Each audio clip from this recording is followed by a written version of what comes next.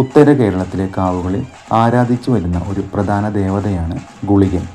ശ്രീ മഹാദേവന്റെ ഇടത്തെ തൃക്കാൽ പെരുവിരൽ പൊട്ടിവിളർന്നുണ്ടായ അനർഥകാരിയും ക്ഷിപ്രപ്രസാദിയുമായ ദേവനാണ് ഗുളികൻ. ഉത്തര കേരളത്തിലെ മലയ സമുദായം കുലദേവതയായി കണ്ട് ഗുളികനെ ആരാധിക്കുന്നു. യമന്റെ സങ്കല്പത്തിലുള്ള ദേവനാണ് ഗുളികൻ. പുറങ്കാലൻ, കരിങ്കാലൻ എന്നീ പേരുകളും ഗുളികനുണ്ട്. ഉത്തര കേരളത്തിലെ ഒട്ടുമിക്ക സമുദായങ്ങളും ഗുളികന്റെ ആരാധനകൾ ചെയ്തു വരുന്നു. മന്ത്രമൂർത്തികളിൽ പ്രധാനിയായ ഗുളികൻ മാന്ത്രിക കർമ്മങ്ങളിലെല്ലാം വിശേഷ സ്ഥാനമുണ്ട്. എല്ലായിടത്തും സഞ്ചരിക്കാൻ സ്വാതന്ത്ര്യമുള്ള ദേവതയാണ് ഗുളികൻ. സർവ്വവ്യാപിയായ ഗുളികന്റെ നോട്ടമോ സഞ്ചാരമോ ഇല്ലാത്ത സ്ഥലങ്ങൾ ഉണ്ടാവില്ല എന്ന് ഉപാസകന്മാർ ഉറച്ചു വിശ്വസിക്കുന്നു. ജനന മരണകാരകനായ ഗുളികന്റെ സാന്നിധ്യമാണ് പ്രപഞ്ചത്തിന്റെ കർമ്മഗതിയെ നിയന്ത്രിക്കുന്നത്. അന്തകനെന്ന നിലയിലും ജനന മരണങ്ങളുടെ കാരണഭൂതൻ എന്ന നിലയിലും ഗുളികന് മുഖ്യസ്ഥാനമുണ്ട്. ഉച്ചയ്ക്കും സന്ധ്യയ്ക്കും പാതിരാ നേരത്തും നടന്നുവാഴ്ച ചെയ്യുന്ന ദേവനാണ് ഗുളികൻ.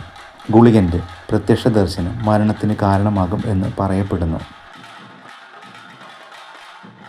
ഭക്തന്മാർക്ക് വന്നു ഭവിക്കുന്ന സർവ്വദോഷങ്ങളും ദൂരീകരിക്കുന്ന ദേവനും കൂടിയാണ് ഗുളികൻ.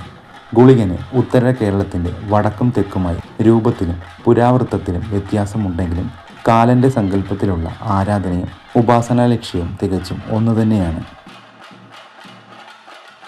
തെയ്യത്തെ പോലെ സമാന അനുഷ്ഠാന കലകളായ തിറയിലും തുളുനാട്ടിലെ ഭൂതക്കോലത്തിലും ഗുളികനെ കെട്ടിയാടാറുണ്ട്.